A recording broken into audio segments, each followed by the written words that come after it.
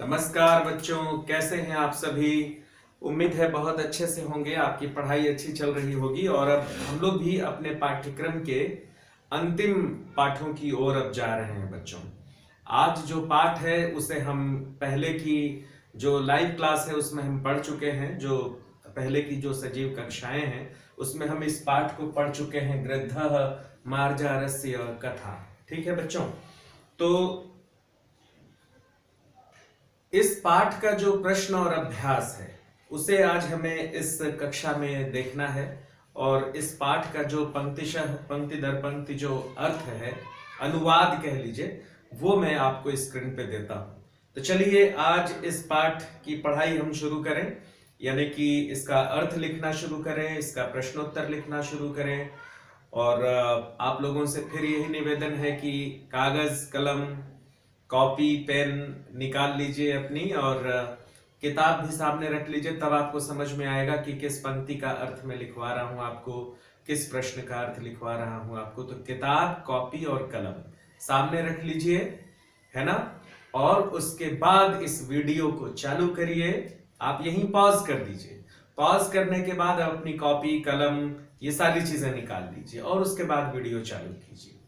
उसके बाद फिर आप एक एक करके, सबसे पहले आपके स्क्रीन पे अर्थ आएगा, उस अर्थ को सुनिए, सुन करके उसे लिखिए। और उसके बाद एक एक करके प्रश्न और अभ्यास आता चला जाएगा।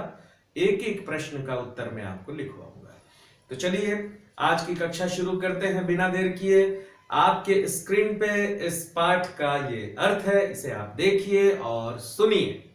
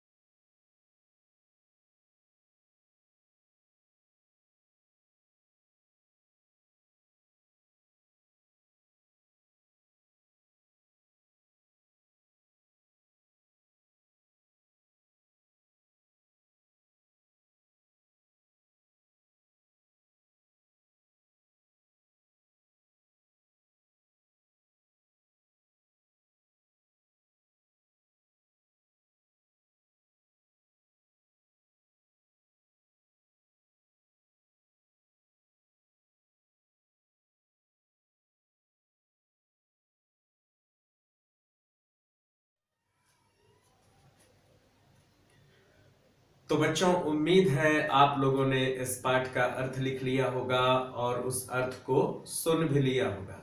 सुनना इसलिए जरूरी है कि सुनने से बहुत सारी चीजें याद रहती हैं।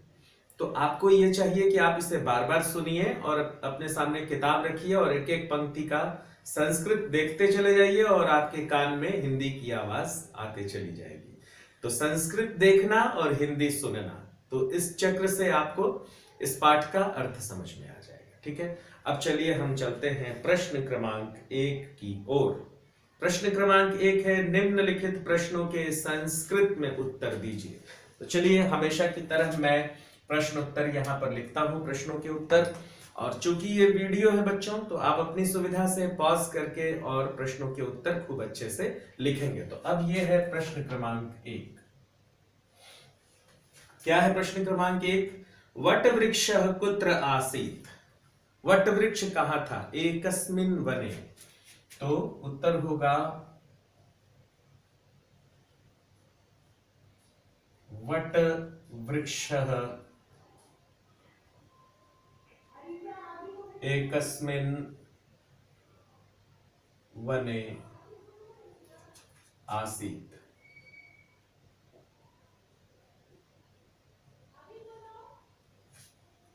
ये हो गया क। अब आइए ख पर आइए। ख, गृध्रः किं करोति स्म? गृध्र क्या करता था? तो आपको सभी को मालूम है कि पक्षियों के बच्चों की सुरक्षा करता था। तो उसे आप क्या कहेंगे कि गृध्रः खगानाम शावकानाम रक्षाम करोति स्म। गृध्रः खगानाम शावकानाम रक्षाम करोति स्म। लिखिए, गृध्रः खगानाम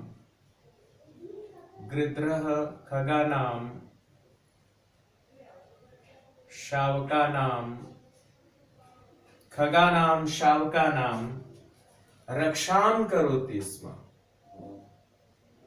रक्षाम करोति स्म। थोड़े से बड़े उत्तर हैं बच्चों, आपको देखना पड़ेगा। ग क्या है? गृध्रः कथम विनम्रः अभवत्? गिद्ध कैसे विनम्र हो गया? अपनी प्रशंसा सुनकर। स्व प्रशंसाम आकर्ण्य, है ना? तो गृध्रः स्व प्रशंसाम आकर्ण्य विनम्रः अभवत्। लिखिए, गृध्रः स्व प्रशंसाम, ध्यान अच्छे से लिखिएगा, स्व प्रशंसाम, ठीक से देखिएगा। गृध्रः स्व प्रशंसाम आकर्ण्य, आकर्ण्य मतलब सुनकर, आकर्ण्य विनम्रः अभवत्।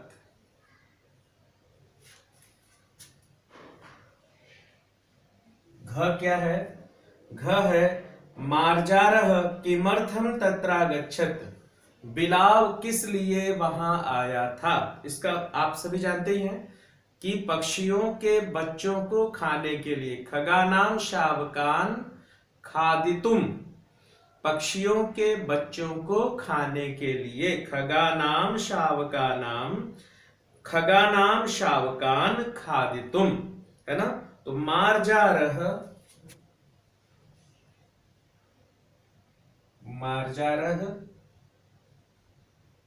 खगानाम शावकान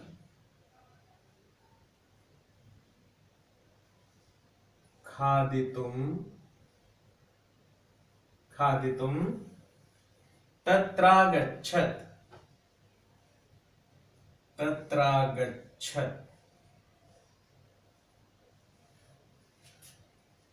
अब अंग देखिए, अंग क्या है? अंग है, मार्जारः प्रतिदिनं किं करोति स्म? बिलाव प्रतिदिन क्या करता था? तो अवसर प्राप्त होते ही पक्षियों के बच्चों को खा जाता था। तो ये होगा अवसरम लब्ध्वा खगानाम शावकान खादति स्म। तो पूरा उत्तर हो जाएगा, मार्जारः प्रतिदिनम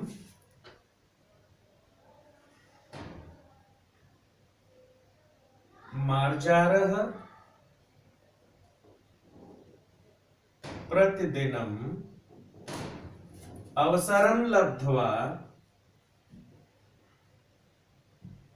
अवसरं लब्ध्वा खगानां शावकान् खादति स्म। खगानां शावकान् खादति स्म। और अंतिम है बच्चों च। इस प्रश्न में है पक्षिणः कं हतवन्तः, पक्षियों ने किसे मार दिया। पक्षिणः गृध्रं हतवन्तः।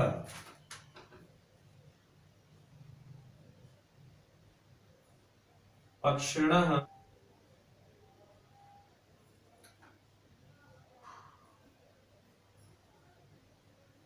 गृध्रम हतवन्तः।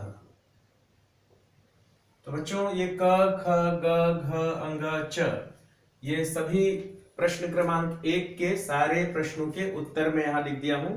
आप इसे बहुत ध्यान से देखिए और उतारिए। वटवृक्षः कुत्र आसीत्?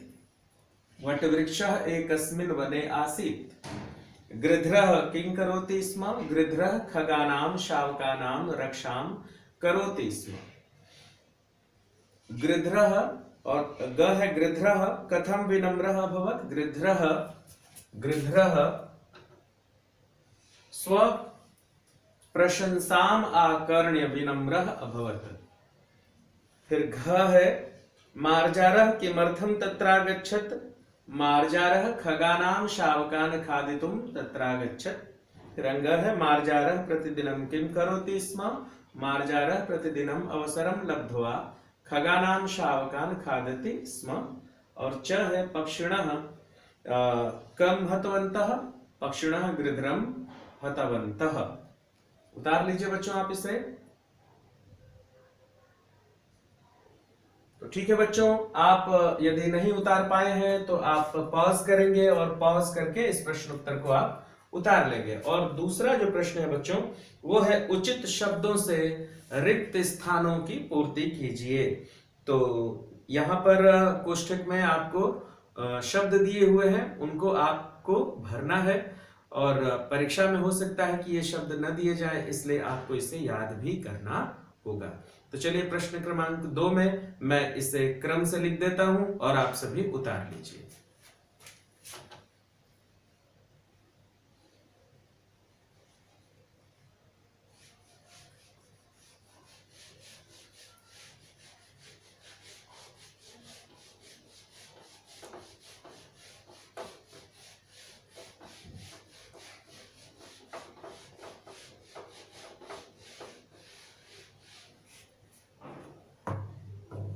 देखिए प्रश्न क्रमांक 2। प्रश्न क्रमांक 2 क्या है? खाली स्थान। गृध्रः तेषां शावकानां खाली स्थान करोति स्म। गिद्ध उनके बच्चों की क्या करता था? रक्षाम। तो पहला होगा रक्षाम करोति स्म। रक्षाम करोति स्म। दूसरा होगा दिवसे पक्षिणः भोजनाय खाली स्थान भ्रमन्ति स्म। दिन में पक्षी भोजन के लिए खाली स्थान इधर उधर भ्रमण करते थे। इतस्ततः।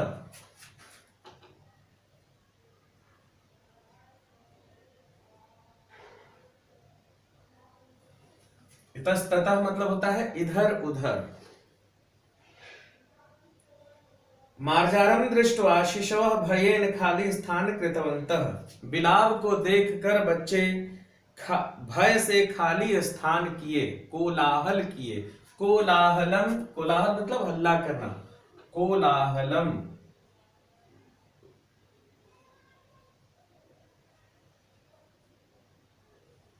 कोलाहलम कृतवन्तः। अगला होगा अहम तुभ्यं धर्मस्य खाली स्थान दास्यामि। मैं तुम्हें धर्म का खाली स्थान दूंगा। उपदेशम। मैं तुम्हें धर्म का उपदेश दूंगा। उपदेशम। इसके बाद मार्जारः वृक्षस्य खाली स्थान वस्तुमारभत। मार्जार यानी कि बिलाव वृक्ष के खाली स्थान में रहना शुरू किया। कोटरे, कोटर में।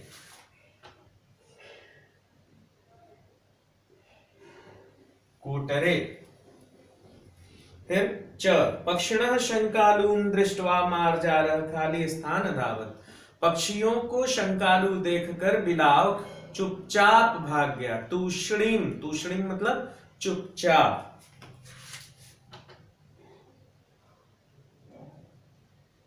तूष्णीम अधावत, चुपचाप भाग गया। क ख ग घ अंग च। इसे आप उतार लीजिए बच्चों। यह है प्रश्न क्रमांक 2। अब बच्चों आइए हम प्रश्न क्रमांक 3 की ओर चलते हैं। प्रश्न क्रमांक 3 बहुत ही सरल है। इसमें कुछ शब्द दिए गए हैं, उन शब्दों से आपको उपसर्ग अलग करना है। तो मैं क्रम से जो उपसर्ग हैं उन्हें यहां लिख देता हूं। आप अपनी कॉपी में उन उपसर्गों को लिख लीजिएगा, क्योंकि वही उपसर्ग इन शब्दों में जुड़े हुए हैं। ठीक है, तो अलग करने के बाद कौन से उपसर्ग हैं मैं उन्हें यहां लिखता हूं।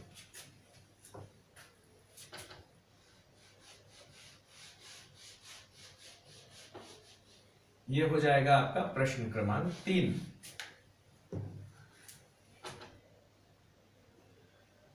प्रश्न क्रमांक 3 देखिए, वही निवसंती। नी उपसर्ग है बच्चों, मैं यहां पर उपसर्ग लिख रहा हूं, सिर्फ उपसर्ग। तो पहला उपसर्ग हो जाएगा बच्चों नि। फिर दूसरा शब्द है प्रतिदिनम, इसमें उपसर्ग लगा है प्रति।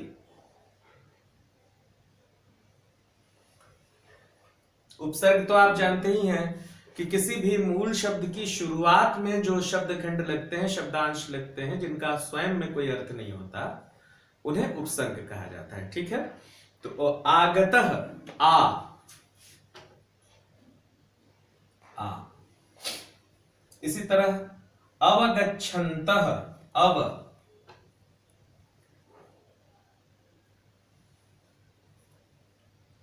आगत्य आ।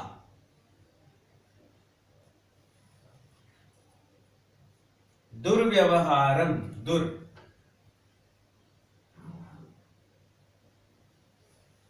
इस तरह से बच्चों ये देखिए, यहां पर मैंने उपसर्ग लिख दिया, आप सभी इसे देख लीजिए और पॉज करके उतार लीजिए।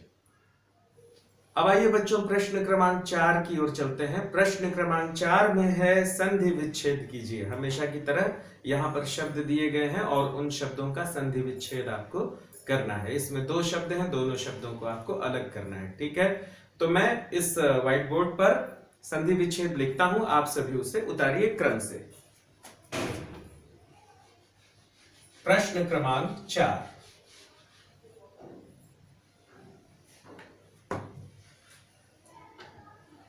प्रश्न क्रमांक 4। प्रश्न क्रमांक 4 पहला है मार्जारो अवदत। देखिए यहां पर वही ड डमरू वाला निशान लगा हुआ है, जिसके बारे में मैंने आपको कल समझाया था। वो अ स्वर का प्रतीक है। ठीक है, तो वो हो जाएगा मार्जार धन अवदत। पहला हो जाएगा, लिखिए मार्जार धन अवदत। मार्जार धन अवदत। दूसरा अहमत्र। 2 शब्द है, अहम और अत्र, दोनों को मिलाकर के अहमत्र हो गया है। तो अहमत्र लिखिए आप, अहम धन अत्र। अहम धन अत्र। इसी तरह से जो तीसरा शब्द है वो है नावगम्यते। न धन अवगम्यते। न धन अवगम्यते। नावगम्यते। न धन अवगम्यते, नावगम्यते। अगला है अतो अहम। इसमें भी देखिए अ स्वर दिया हुआ है, तो ये हो जाएगा अतः धन अहम। ये हो जाएगा अतः धन अहम। फिर से बता दूं बच्चों, ये होता है ड डमरू, लेकिन जब ऐसा दिया होता है तो ये हो जाता है अस्वर। ये अस्वर का प्रतीक है बच्चों। तो आप ड डमरू, और इसमें आप भ्रमित मत होइएगा, यहां पर ड डमरू में ये वाली खड़ी पाई लगी होती है, लेकिन जब स्वर लगाएंगे हम तो ये सीधे यहां से ऐसा हो जाता है। तो इसमें जो फर्क है इसे आप खूब अच्छे से समझ लीजिए। तो यहां पर चूंकि 2 बार प्रयोग हो चुका है इसलिए मैं आपको बता रहा हूं। एक मार्जारो अवदत में हुआ है देखिए, और दूसरा है अतो अहम, अतः धन अहम। और अगला है वस्तुम आरभत, वस्तुम धन आरभत, वस्तुम धन आरभत, वस्तुम आरभत, वस्तुम धन आरभत। ठीक है बच्चों, ये प्रश्न क्रमांक 4 है, इसे आप लोग उतार लीजिए। तो प्रश्न क्रमांक 4 हो गया। अब चलिए हम लोग प्रश्न क्रमांक 5 की ओर चलते हैं। क्या है प्रश्न क्रमांक 5 में? प्रश्न क्रमांक 5 है निम्नलिखित शब्दों के लंग लकार भूतकाल रूप लिखिए। लंग लकार भूतकाल, पास्ट टेंस। पिछले पाठ में भी इसी तरह का एक प्रश्न आया था। मैंने आप लोगों से कहा था कि किसी भी एक आदर्श धातु रूप को आप याद कर लीजिए। किसी भी एक धातु का धातु रूप याद कर लीजिए, खूब आसानी से आप इस तरह के प्रश्नों को हल कर सकते हैं। तो ये है निम्नलिखित शब्दों के लंग लकार भूतकाल रूप लिखिए। तो ये हो गया अस्ति। अस्ति का लंग लकार क्या हो जाएगा? Past tense. आसीत मतलब था। इसी तरह से भ्रमंती, अभ्रमत, अभ्रमत। अगला है गच्छन्ति, अगच्छन, अगच्छन, अगच्छन। इसी तरह से भवति, अभवत, अभवत। इसी तरह से वदति, अवदत, अवदत। अगला है खादति, अखादत, अखादत। इस तरह से बच्चों ये लंग लकार भूतकाल का रूप है। इसे आप देख लीजिए और उतार लीजिए।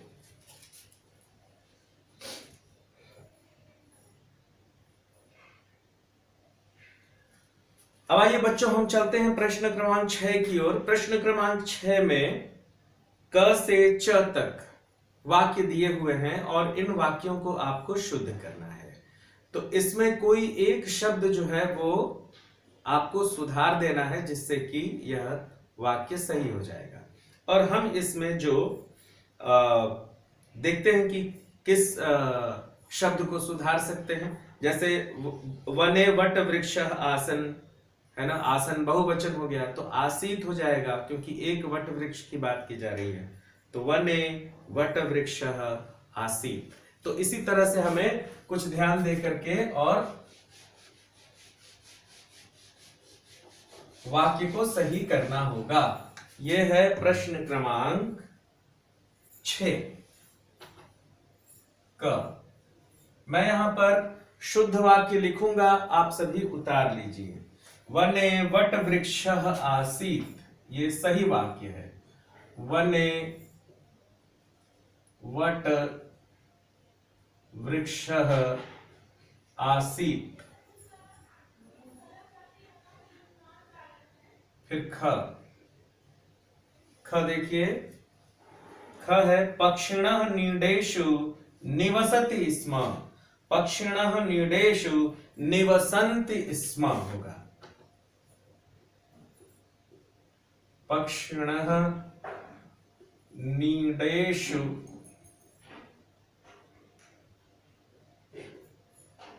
निवसन्ति स्म।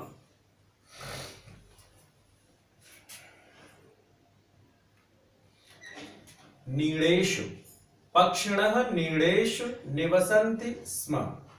ग, ग देखिए, गृध्रः शावकानां रक्षां कुर्वन्ति स्म। कुर्वन्ति की जगह पर करोति होगा क्योंकि एक वचन है बच्चों। तो गृध्रः शावकानां रक्षां करोति स्म। गृध्रः गृध्रः शावकानां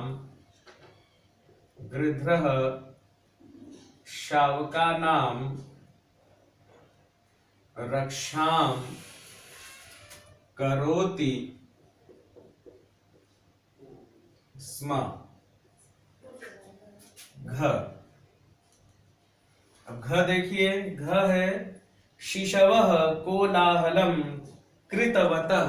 तो कृतवतः एक वचन हो जाएगा, तो शिशवः चूंकि बहुवचन है इसलिए यहां पर कृतवन्तः हो जाएगा। तो हो जाएगा शिशवः कोलाहलम कृतवन्तः।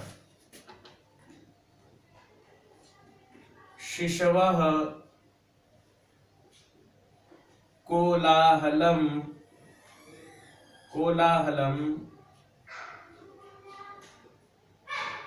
कृतवन्तः। शिशवः कोलाहलम कृतवन्तः। अब देखिए अंग है मार्जारः मांस रुचिः भवन्ति। तो भवन्ति नहीं होगा, भवन्ति बहुवचन हो गया। मार्जारः चूंकि एक वचन है तो यहां पर भवति होगा। मार्जारः मांस रुचिः भवति। मार्जारः मांस रुचिः भवति।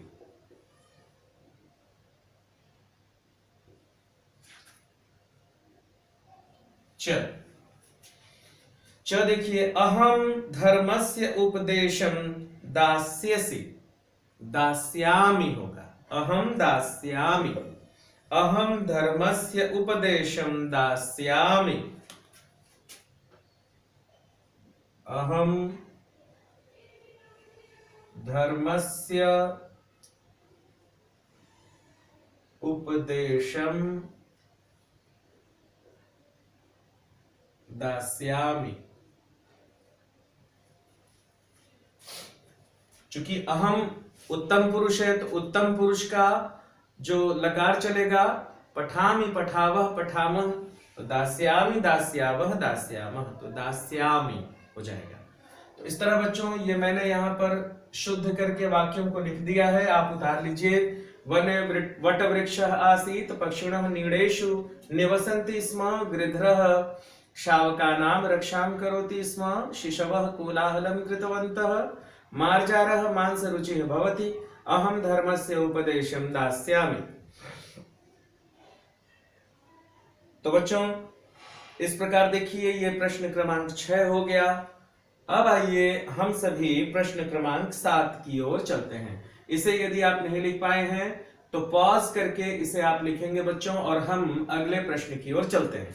देखिए प्रश्न क्रमांक 7 में एक तालिका दी हुई है बच्चों, तालिका जिसे हम अंग्रेजी में टेबल कहते हैं। देखिए तो या सारणी भी कहते हैं। तो देखिए यहां पर 1 2 3 4 5 पंक्तियां दी गई हैं, लेकिन सबका क्रम गलत सलत उल्टा सीधा है।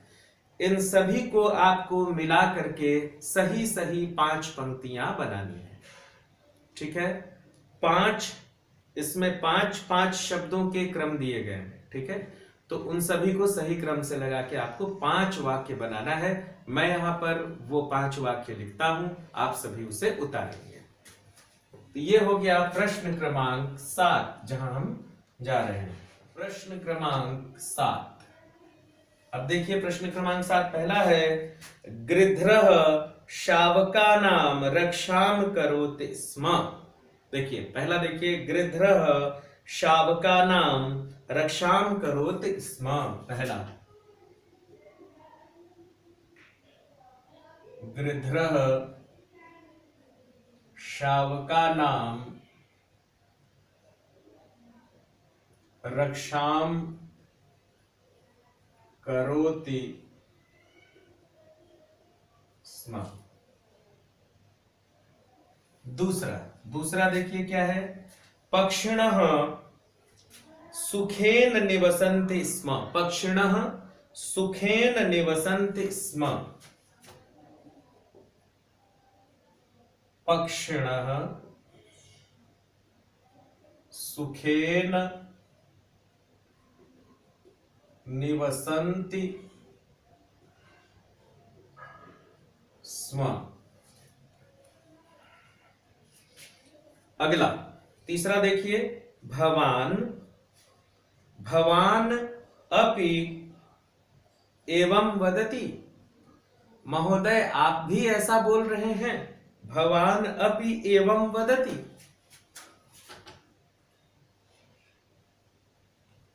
भवान अपि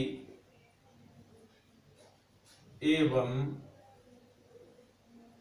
वदति। भवान आप भी ऐसा बोल रहे हैं। महोदय आप भी ऐसा बोल रहे हैं। शिशवः, अब देखिए चौथा देखिए, शिशवः भयेन कोलाहलं कृतवन्तः।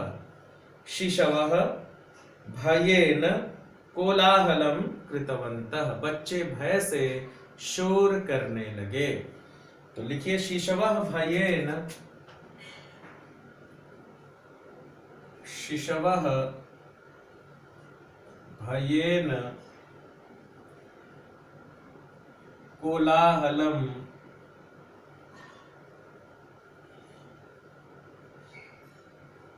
कृतवन्तः।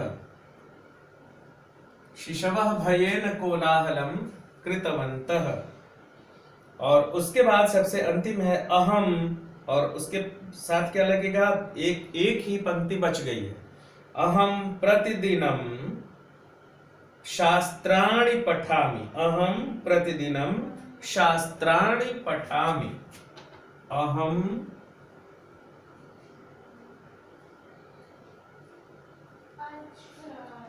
अहम प्रतिदिनं शास्त्रां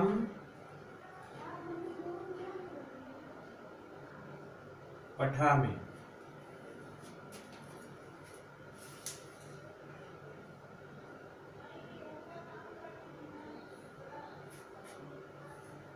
तो इस तरह बच्चों देखिए ये प्रश्न क्रमांक 7 हो गया। मैंने जो तालिका दी हुई है उस तालिका से मैंने ये 5 वाक्य बना दिए।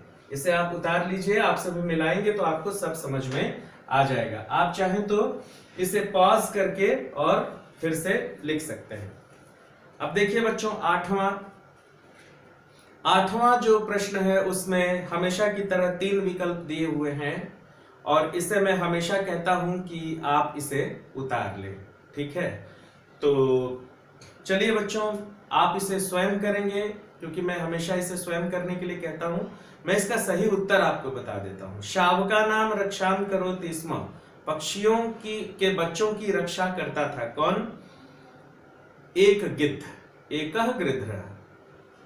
खगानां शावकानां खादितुं तत्रागच्छत्। पक्षियों के बच्चों को खाने के लिए वहां आया। कौन आया? मार्जारः, एक बिलाव आया। मार्जारः वस्तुमारभत। मार्जार रहना शुरू किया। कहां रहना शुरू किया? वृक्षस्य कोटरे। और घ है पक्षिणः हतवन्तः। पक्षियों ने मार दिया। किसे मार दिया? गृध्रम, गिद्ध को मार दिया। तो इस तरह से बच्चों ये जो पाठ है आपका गृद्धः मार्जारस्य कथा, इसका प्रश्न और अभ्यास और अर्थ तीनों हम लोगों ने लिख लिया। अब सिर्फ 2 पाठ बचे हैं, तो इसे हम अब समझेंगे और उसका प्रश्न और अभ्यास अगली कक्षाओं में लिखेंगे। तब तक के लिए अनुमति दीजिए बच्चों। नमस्कार।